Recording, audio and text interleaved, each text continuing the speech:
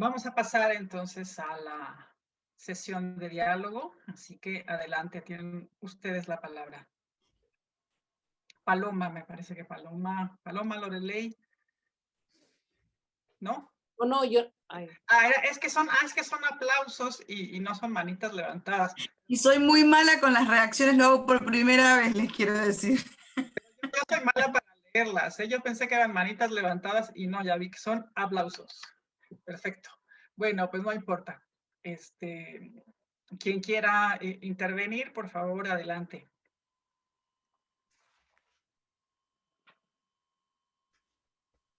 O bueno, mientras se animan y lanzan su pregunta, yo nada más para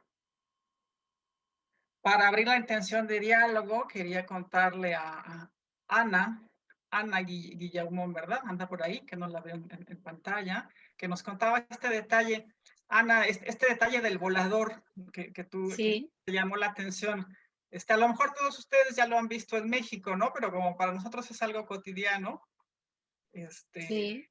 bueno, pues es un detalle bonito, ¿no? Que saber por Oviedo que esa práctica ritual y dancística, que es también un performance, se extiende hasta Costa Rica, ¿no es cierto? Según Oviedo. Entonces, algunos de ustedes habrán visto ese espectáculo de los 4 voladores que descienden del palo altísimo cuando van al Museo Nacional de Antropología, ¿no? Ahí normalmente siempre está de cajón unos voladores. Aquí en México los conocemos como los voladores de Papantla, ¿no es cierto, Mauricio? Aquí está un testigo que no me dejará mentir. Efectivamente, aunque no solamente en Veracruz se da el hecho también se da en la región de Mesoamérica en varios lugares, como también en Guerrero y la propia Yucatán. Sí, sí. A mí me ha tocado verlo en Cuetzalan, hecho por niños. Y entonces, claro, no, con un palo no tan alto, es más bajito, pero de todas maneras tiene uno el corazón en vilo porque están ahí los niños danzando, es decir, desde chiquitos lo hacen. Bueno, y en documentales que a veces echan aquí en la televisión en México, nos enteramos de que las familias de los voladores siempre sufren. O sea, siempre están sufriendo y siempre los tratan de convencer de que no lo hagan, por favor, no se metan a esa tradición que a ellos les causa tanto sufrimiento, pero los chicos, pues, claro, les gusta el peligro, ¿no? Bueno, ciertamente es que cuando lo lees con Oviedo, que es detallista, es minucioso, y vas a su crónica y lo lees, la verdad es que te asombra. De hecho, Oviedo incorpora un dibujo, hace un dibujo del volador en su crónica y una lámina, pero bueno, es un dibujo muy simple. Pero la descripción es muy minuciosa. De todas formas, yo desconocía absolutamente ni lo que era el volador ni el patoli y lo busqué por internet también y me asombró bueno, todas las explicaciones y bueno, de lo atrevido, ¿no? Del riesgo que tiene, bueno, estos juegos, ¿no? Que practicaban los aborígenes. Pero sí que quizás es una de las facetas del cronista que más admiras, ¿no? Porque aprecias las diferencias entre unas y otras culturas y lo rico que es su legado en ese sentido. Sí, sí, pues muy, muy interesante ver esto, ¿no? Cómo se mantiene hasta nuestros días. Bueno, si alguien quiere una pregunta, creo que hay una pregunta en el chat. En el chat. Dice Bárbara Mundi, ¿puedes comentar sobre la extensión del personaje de Cortés en forma documental? Es decir, por las copias de sus manuscritos que él autorizó, compartió. ¿Podemos pensar en un personaje del archivo? Bueno, primero, Bárbara, qué gusto verte aquí y reencontrarnos virtualmente. Me alegra muchísimo, muchísimo compartir este momento contigo. Absolutamente, me parece que en efecto hay un Cortés, hay un personaje del archivo que es diverso respecto del personaje que las cartas cortesianas organizan, que es lo que estoy intentando trabajar un poco ahora, justamente porque como las celebraciones o conmemoraciones del quinto centenario bueno, esto es otra cosa que aquí no toqué, pero bueno, por supuesto, Cortés es un personaje absolutamente polémico y anatematizado incluso en esas conmemoraciones.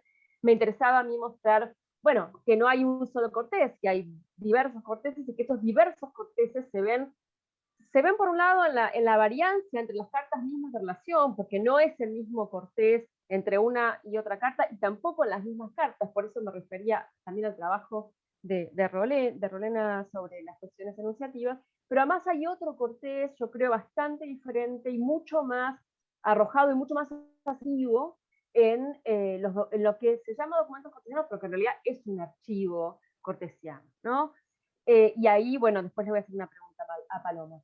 Ese Cortés exaspera algunas de las dimensiones de las cartas de relación y opaca otras, digamos, ¿no? Exaspera estas estrategias que yo mencionaba entre el decir y el callar, pero además exaspera todo el andamiaje legal que tiene su discurso, que está muy bien desplegado en las cartas de relación, pero aquí prácticamente constituye la textura de buena parte de ese archivo, ¿no? Entonces podríamos hablar incluso de un Cortés mucho más legalista y notarial, incluso con ciertos tintes, digamos, de lo más vinculado con la palabra legal, que el Cortés, que también es el Cortés guerrero, digamos, el Cortés capitán, que aparece muy claramente en las cartas de relación, ¿no? De todas maneras, yo creo que hay como una especie de sinergia, digamos, entre las cartas de relación y los textos que constituyen este archivo cortesiano, que por otro lado es un archivo que está en permanente ampliación, ¿no? Tenemos los textos, la recopilación de documentos que hace José Luis Martínez, que en realidad son los que usa para hacer su famosa biografía de Hernán Cortés, y que están en su mayoría, digamos, en el Archivo General de la Nación en México, ¿no? Que están recopilados en 4 volúmenes, que es esto que yo mostraba acá. Pero además, todo un trabajo nuevo que está haciendo, por ejemplo, la historiadora María del Carmen Martínez Martínez en España, en Valladolid, que viene trabajando muchísimo con los archivos cortesianos en Valladolid y que permiten mostrar otra perspectiva de Cortés, sobre todo el Cortés posterior a la conquista y el Cortés en España, digamos. Y está todo el archivo que está trabajando Paloma, que en alguna medida, y acá le dejo como la pista a Paloma para que hable de esta, también configura el archivo la conquista, el archivo cortesiano, y evidentemente permite mostrar otros Corteses, ¿no? Aunque no sean enunciados por Cortés, personaje biográfico, digamos, ¿no?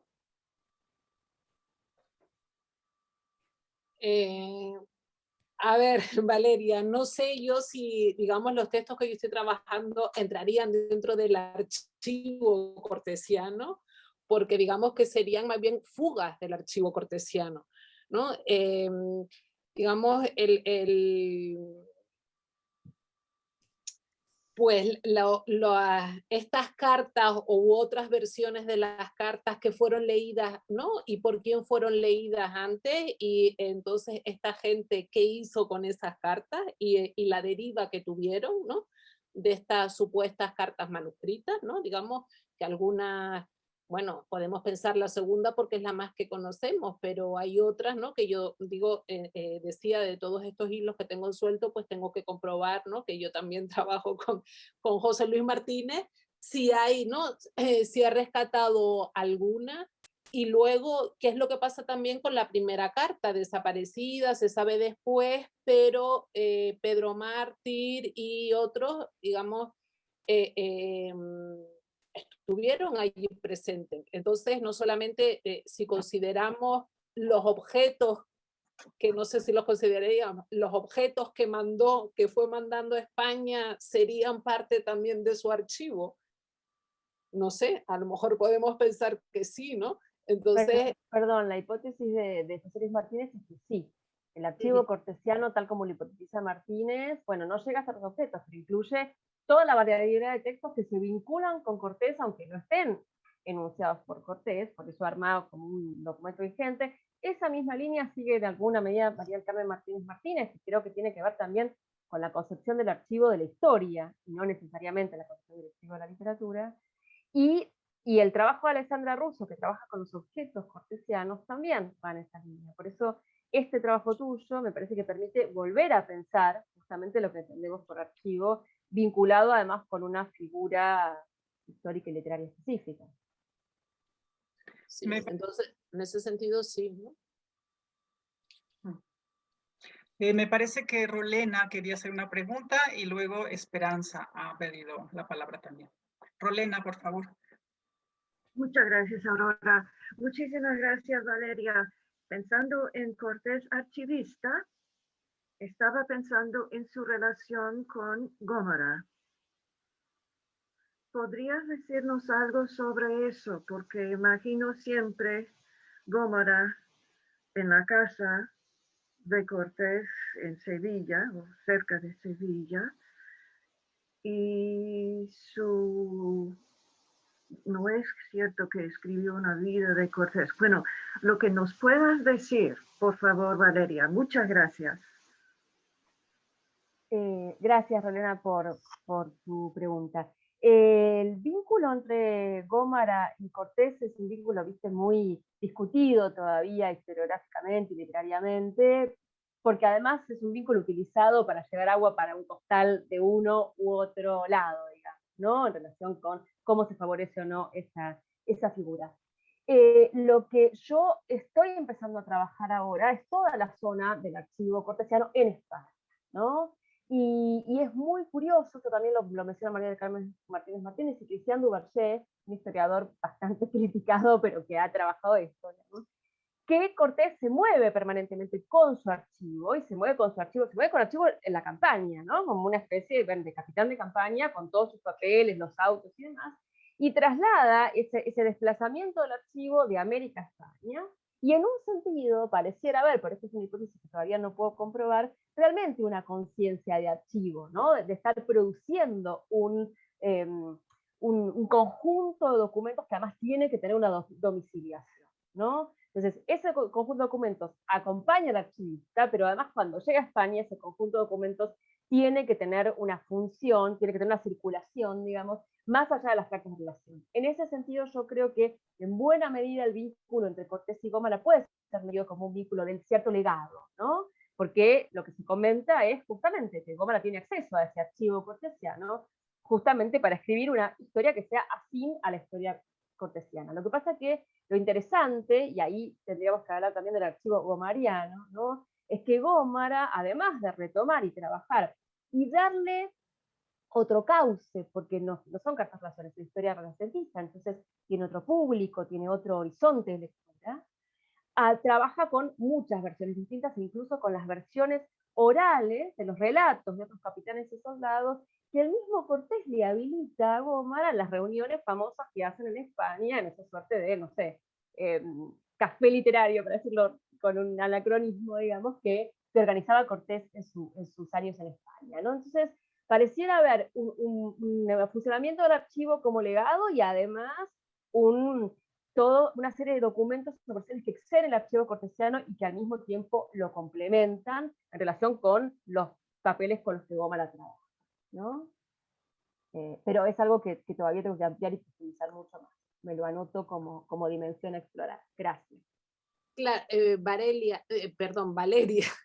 a eso me refería antes, decir, como que muchos de estos impresos también el propio Martre de Anglería trabaja con el relato de otros que no, bueno, digamos, pues de los participantes, que no o sea, bueno, sí, él en España cuando manda a Laminos ¿no? Y a los otros con el tesoro, las cartas, es decir, pero yo hablaría más, como dijéramos, como casi como de un archivo sobre México, ¿no? Que a veces no necesariamente tiene, digamos, está ligado a la figura de Cortés, ¿no? Digamos, o sea, claro, lo unimos inextricablemente, pero hay un interés por México y no por Cortés, ¿no? Que es un poco, por ejemplo, lo que refleja ese impreso, ¿no? Alemán del que hablé antes, ¿no? Totalmente, totalmente. Esperanza, por favor. Sí, bueno, pues bueno, muchísimas gracias a las tres. Ha estado estupendo las presentaciones, pero yo voy a seguir dándole vueltas a la cuestión del archivo cortesiano. Me interesa mucho a lo mejor reflexionar un poco sobre el mal de archivo, ¿no? Tal y como nos lo ha planteado, y es una pregunta que le dirijo a Valeria, ¿qué hacemos con los espacios, con los dos puntos, digo, creo yo, débiles del archivo o los puntos negros del archivo? Los silencios, que en el caso de Cortés se referirían, por ejemplo, a su estancia en La Española y en Cuba, del que el archivo no dice nada. ¿Hacemos significativos, semánticos esos silencios? Porque si hacemos semánticos ese silencio, puede obedecer a que Cortés, podemos pensar, por ejemplo, a que Cortés no quiere hablar de ese pasado dependiente de Diego Velázquez, que hay una táctica, que hay una política para silenciar ese momento. Pero si hacemos hipersignificativo todo lo que entra en el archivo, mi pregunta siguiente es, ¿dónde ponemos los límites? Porque el archivo solo funciona en la medida en que lo limitamos. Era ese problema que decía Elizabeth Rudinesco, que un archivo, que también hablábamos ayer, un archivo ingente que se extiende ad infinitum es inmanejable. Yo tengo que, el archivo es acumulativo, es cierto, pero el archivista, el arconte, tiene que ser selectivo. Si no, yo, ¿cómo manejo ese material? Lo digo incluso de cara a tu propio trabajo. ¿Dónde vas a poner los límites? No sé si me explico. O sea, creo que son dos puntos oscuros del archivo, los silencios por un lado, si los hacemos significativos o no, hay un momento en que podemos hacer semántico ese silencio y otro momento en que no, que a lo mejor ya estamos llevando muy lejos el mal de archivo. Y otra cuestión es que hay que ponerle un límite al archivo. El archivo tiene unas fronteras, unos bordes imprescindibles para que funcione como tal archivo. A ver, sí, totalmente, estoy de acuerdo con las dos cosas. Lo que puedo pensar ahora rápidamente a partir de tu pregunta es lo siguiente. Yo creo que los silencios de Cortés son mucho más que semánticos, ¿sí? Es algo que intenté enunciar aquí, que en realidad trabajé en otros lados, por eso no lo traje aquí respecto a las cartas de relación. Yo creo que la escritura cortesiana misma funciona a partir operando con la figura central del silencio, que es la metonimia, y a partir de eso organiza una representación de América formal, trópica, digamos, con esas figuras de silencio, metonimia, elipsis y demás. Entonces hay una textura formal en las cartas de relación, que también es una textura que en alguna medida se traslada a las cartas reservadas o a las cartas que las rodean, digamos, que es absolutamente formal y que se extiende más allá. Por eso hablo de una maquinaria escrituraria, porque hay un modo de representar México y la conquista que funda Cortés y que uno puede recuperar porque lo toman, porque lo discuten, porque lo rechazan, en la mayoría de los relatos posteriores, de los relatos, digo, hablando de historias y crónicas, no del tipo de texto con el que trabaja Paloma, digamos que el archivo de la conquista de México se construye a partir o disputando con las imágenes que Cortés organiza, ¿no? Entonces, ahí me parece muy significativo que una escritura, que es una escritura mucho más controlada, condensada, y que opera justamente a partir del elipsis, sea la escritura que funda una imagen sobre México, ¿no? Entonces ahí hay un problema trópico, que se quiere. Por supuesto, hay silencios que yo llamaría silenciamientos, digamos, que tienen que ver con intenciones puntuales respecto a cuestiones políticas, que por supuesto hay que relevar. Digo, si uno trabaja, por ejemplo, las matanzas, de la representación de la matanza en las cartas de relación, en comparación con otros textos, va a ver que ahí hay un silenciamiento de ese evento político central, pero me parece que es más interesante pensar ese funcionamiento trópico y no solamente los procesos de silenciamiento, ¿no? Y con respecto al archivo, en realidad, yo, por eso al principio hablé de archivo y de corpus. Para mi trabajo, yo opero con lo que Martínez y Martínez denominan archivo cortesiano, que es una ingente cantidad de materiales, pero sobre eso organizo un corpus específico, y ahí es donde opero mi recorte, pero no lo opero a partir de la categoría de archivo, sino de la categoría de corpus, porque me parece que es la categoría de corpus, que es la que en alguna medida yo tomo de la crítica literaria, la que me permite poner en escena este recorte, que es una interpretación. La noción de archivo, que es muy, ¿cómo decirte? Es muy desafiante metafóricamente, incluso tiene todos estos problemas que dices. Entonces sería como esa suerte de mar, como lo llama Arlette Farge, del cual retomo estos elementos marcados, en mi caso, por esta configuración de un cortés o de varios corteses, cómo aparece configurado este cortés, esa sería mi pregunta de recorte de corpus, y organizo ese corpus haciendo ese recorte, ¿no? Pero entonces, claro, yo te he entendido perfectamente que para ti el silencio es más que semántico, por supuesto, pero en el caso, por ejemplo, de los silencios que te comento antes de Cortés y a Cortés, ¿qué tropismo ves ahí? ¿Qué metonimia ves ahí? Bueno, lo que pasa es que eso no está narrado de ninguna manera. Lo único que podríamos señalar ahí es que hay una elipsis de esa ¿cómo se dice?, de esa experiencia. Lo que pasa es que esa elipsis no es tan sencilla de ver, digamos, en los textos con los que contamos de la primera parte de las expediciones cortesianas, porque ahí hay un punto ciego que señalaba Paloma, que es la inexistencia de esas cartas. No tenemos una primera carta de Plinio y Letra de Cortés, tenemos hipótesis sobre las cartas de Veracruz, tenemos algunos otros textos paralelos, digamos. Tampoco puedo decir que sea el único acontecimiento de la vida cortesiana que está silenciado, ni mucho menos, ¿no? Pues bueno, buena parte de su experiencia en América está silenciada, y de las expediciones posteriores, después de las figueras, hay un montón de una vida extensísima de décadas de Cortés que no requiere cartas de revisión. Lo que pasa es que a mí, por mi formación literaria, yo no podría hipotetizar demasiado respecto de cómo funcionan políticamente esos silencios o para qué. No puedo porque no sé hacerlo, digamos, ¿no? Mi hipótesis va por otro lado. Bien. Muy bien, hay algunos comentarios en el chat, no sé si quieren decirlos de viva voz, Mercedes y José Pardo, Tomás. Bueno, yo lo hago porque creo que no iba a dar tiempo y entonces como tenía muchas ganas de hacer esos comentarios, he pensado que al menos los podían leer las interesadas y todos los demás. Me han gustado muchísimo las tres ponencias y bueno, lo que estaba comentando de la ponencia de Ana, que conozco el trabajo, lógicamente pues a mí me interesa mucho el memorial, que también he leído a alguien, no le conozco, que estaba hablando también sobre ese trabajo, porque creo que da una visión distinta de Oviedo, este Oviedo tan denostado y tan vapuleado por culpa de Bartolomé de las Casas, lo cual pues, en fin, encaja muy bien con la figura de Bartolomé de las Casas. Entonces me parece interesantísimo porque por cómo es el memorial, por esas descripciones que ella comenta, pero también porque nos ofrece una visión distinta. Y yo creo que hay que volver a Oviedo y no nos tiene que dar miedo trabajar con esa figura.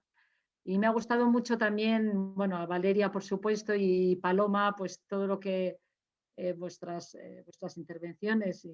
Yo no conocía a Paloma, pues qué interesante que tan prontamente en Europa ya están saliendo documentos y textos, ¿no?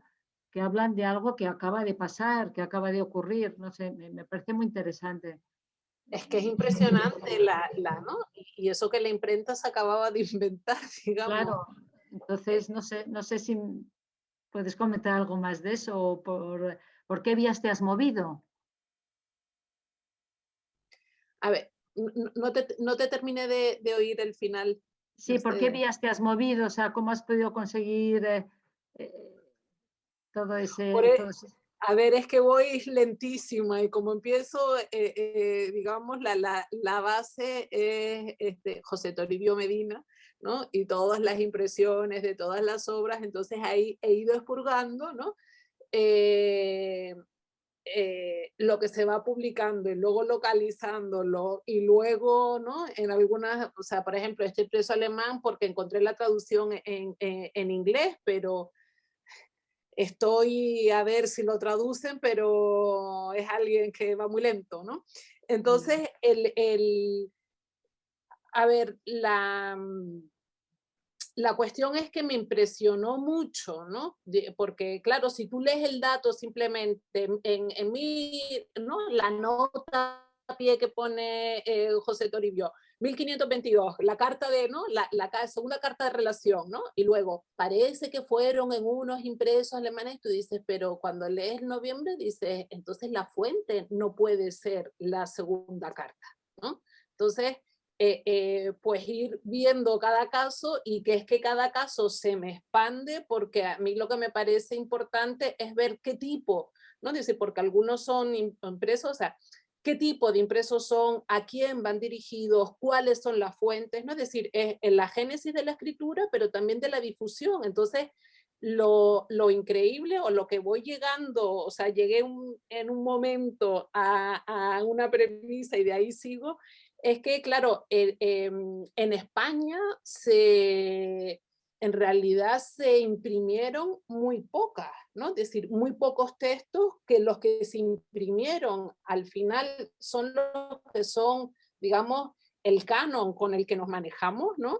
Pero luego ha habido otros textos que se imprimieron después, pero si tú lo ves como en una historia de la literatura, parece que los textos, digamos, hablan unos con otros y a veces hablan, pero por eso era la pregunta, ¿quién los leía en su momento? ¿No? Claro. Cuando muchos se publicaron en el siglo XIX, Fernández de Oviedo, ¿no? Por ejemplo, hasta el siglo XIX, no, entonces digo, ¿cómo circulaba eso? Entonces, en España circuló, digamos, o sea, la corona quiso controlar mucho las noticias de América y lo que se publicaba, y Cortés primero lo imprime, después lo prohíben, y en cambio en Europa se leyeron de otra manera, ¿no? Es decir, por ejemplo, el itinerario de Grijalva, el original español no se conserva y se difundió, digamos, en Italia, en italiano, en latín, y tiene que ver con la curia romana. Entonces, son como otros públicos, otros ámbitos de lectura, y se leen también diferentes, ¿no? Es decir, se lee entre la curia romana y en Italia porque interesan las noticias de la expansión y rápidamente, y en cambio aquí como funcionó, digamos, ahí funcionaría como texto, en cambio en España muchos de estos textos funcionaron como documentos, era un documento para pedir ser adelantado, ¿no? Y entonces esto es lo que se ha descubierto hasta ahora, ¿no? Entonces eso es un poco lo que me interesa, pero es que saber quiénes eran todos y para qué, o la cuarta década, que digo, la cuarta década de Anglería, se publica en Basilea, ¿qué pinta? ¿Por qué en Basilea? ¿No? Entonces en Basilea está dedicado a Margarita de Austria, eso funcionó, que bueno, salió hace poco un artículo que escribí sobre eso, digamos, como para avalar, digamos, es como una propaganda sobre, digamos, para la campaña imperial de Carlos V, y pues bueno, es que esta familia, ¿no? Digamos, es la que está descubriendo América, y aquí hay muchas riquezas que van a, ¿no? Avala, ¿no? Y lo avala también con el tesoro, ¿no? Con el tesoro de Cortés. Entonces, bueno, y como todavía cuando llegó, ¿no? La primera carta y el tesoro de Cortés después, ¿no? O sea, digamos como desde la fundación de Veracruz, lo recibe en Valladolid también Carlos I, que lo acaban, ¿no? digamos, ser elegido emperador y ¿no? Está yéndose para coronarse. Es como muy rápido. Y el Fonseca siempre está ahí en mitad, ¿no? Que si estoy en el poder, que si quito, Cisneros lo había quitado, se muere Cisneros, vuelve, ¿no? Con la camarilla flamenca está en el poder. Digamos que el asunto todavía era una cosa como por ver, se queda como congelado. Y Fonseca hace, y por eso la segunda carta tarda en imprimirse, está firmada en el 20 y hasta finales del 22 no se publica, porque digamos, estaba ahí, como dijéramos, retenida, y como estuvo tanto tiempo retenida, la pudieron leer otros muchos, ¿no? Pero eso no, digamos, como el brazo de Fonseca no llega hasta Europa, y entonces en Europa sí se pueden ir publicando, ¿no? Pues estas cosas que son un poco apresuradas, ¿no? Porque también es una cosa como de periodismo, de las noticias de última hora, ¿no? Y se mezclan las cartas con lo que me han dicho, con lo que yo vi, ¿no? Y bueno, me parece que es muy interesante, ¿no? Muchas gracias, Paloma, gracias a las ponentes, gracias a todos por el diálogo, por este rico diálogo.